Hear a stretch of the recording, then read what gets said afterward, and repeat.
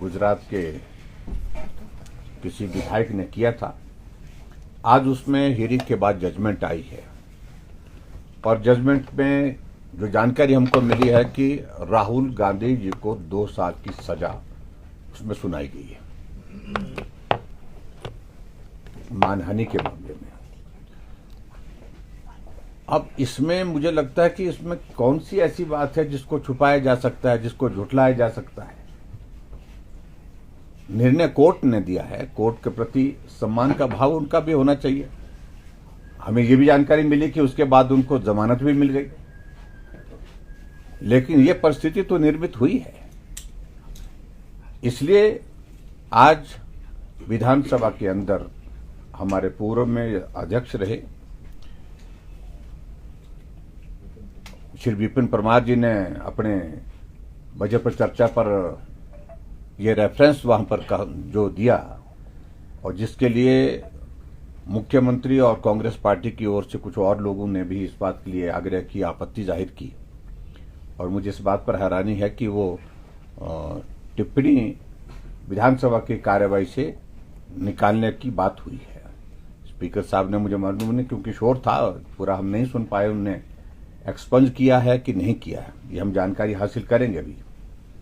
लेकिन मेरा मानना यह है कि भी कुछ भी गलत इस प्रकार से नहीं किया गया है और कोर्ट का निर्णय है। अंतिम निर्णय क्या होगा कोर्ट का, इस सारी बात को लेकर के तो कुछ कहा नहीं जा सकता। लेकिन यहां कांग्रेस के विधायक कोई ऐसा नहीं है जो मोदी जी को गाली नहीं दी है, मोदी जी के खिलाफ नहीं बोले हैं अपने बजट स्पीच में।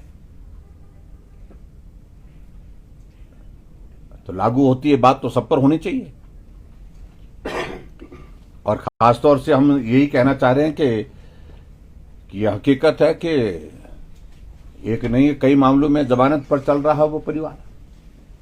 इसमें झूठ बोलने वाली बात क्या है। और मुख्यमंत्री जी अपनी बात, अपना पक्ष रखने की कोशिश कर रहे हैं कि उन्हें बलिदान दिया, इसको हम कहां मना कर रहे हैं। लेकिन ये भी तो हकीकत है, बलिदान दिया वो भी हकीकत है, लेकिन उसके साथ साथ में भ्रष्टाचार के आरोप इस प्रकार से, और भ्रष्टाचार के आरोप के साथ साथ में दूसरी जो चीजें आज का जो ये मामला जो कोर्ट ने वहां पर सूरत में डिस्ट्रिक्ट कोर्ट ने दिया है, तो उन सारी बातों को झुठलाया नहीं जा सकता। ये सत्य है कि कोर्ट का आदेश आया है, 2 साल की सजा उसमें दी गई है और 2 साल की सजा के साथ साथ में जमानत भी दी गई है। सर, अंदर मुख्यमंत्री ने कहा सदन में कि वीरभद्र सिंह ने भी 60 यूनिट बिजली फ्री दी थी, ऐसी व्यवस्था की थी। देखिए, एक तो मुझे लगता है कि मुख्यमंत्री जी को अफसर ब्रीफ ठीक तरह से नहीं कर रहे हैं, या वो समझ नहीं पा रहे हैं जो अफसर ब्रीफ कर रहे हैं। हमारे हिमाचल प्रदेश में अलग अलग स्लैब बने हुए हैं, 60 यूनिट तक, 60 यूनिट के बाद फिर 125 यूनिट दूसरा स्लैब है, उसके बाद 125 यूनिट से बाद तीसरा स्लैब 300 यूनिट का है। इन अलग अलग स्लैब में अलग अलग सब्सिडी दी गई है।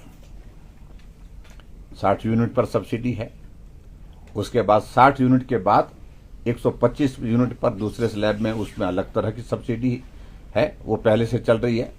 लेकिन हमने जो बात कही कि 125 यूनिट पर सब्सिडी नहीं कही, हमने कहा कि 125 यूनिट हिमाचल प्रदेश में बिजली हम फ्री देंगे, बिना पैसे के देंगे। सब्सिडी और इसमें अंतर है, जिस बात को मुख्यमंत्री जी को समझना होगा। और इसलिए झूठ बोलने की सारी सीमाएं लांघ दी सरकार ने। जहां भी बोलना है झूठ बोलना है, और झूठ बोल करके लोगों को गुमराह किया है। लेकिन लोग अब सतर्क हो गए हैं, और जहां तक विपक्ष की बात है, विपक्ष को गुमराह करने की झूठ बोल करके कोई गुंजाइश नहीं आपको मिलेगी। जो सत्य है वो सत्य है। 125 यूनिट अगर बिजली के फ्री दिए हैं तो हमने दिए हैं।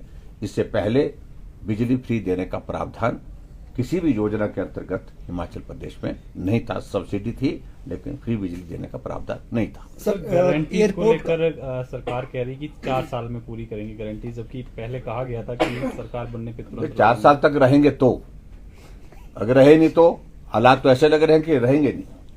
और उसकी वजह हम नहीं होंगे, अपने आप ही होंगे।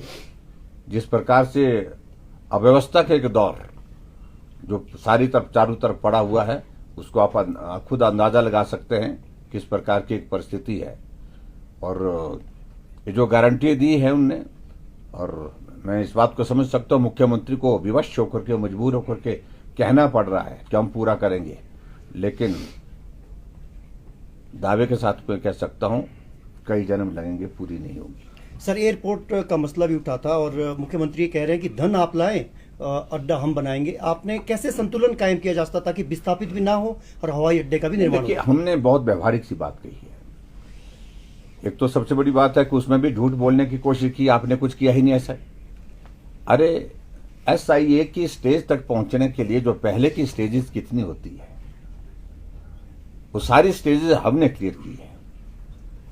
और उसके पश्चात SIA की जो सोशल इंपैक्ट असेसमेंट के बाद, उसके बाद तो एक ही काम रहता है, वो लैंड एक्विजिशन का रहता है। और लैंड एक्विजिशन हो गए तो उसके बाद तो कंस्ट्रक्शन का काम रहता है बस। तो इस स्टेज तक पहुंचाया हमने। इनको ये लगता कि तीन महीने के कार्यकाल में उन्होंने सारा कुछ कर दिया। लंबे प्रोसेस में से यहां तक पहुंचे। फाइनेंस कमीशन हिमाचल आया तो हमने खड़े हो करके अपना पक्ष वहां रखा कि हिमाचल के लिए कनेक्टिविटी के लिए मदद करिए। 400 करोड़ रुपए उनने एक्सपेंशन कांगड़ा एयरपोर्ट के लिए रखा, रिकमेंड किया।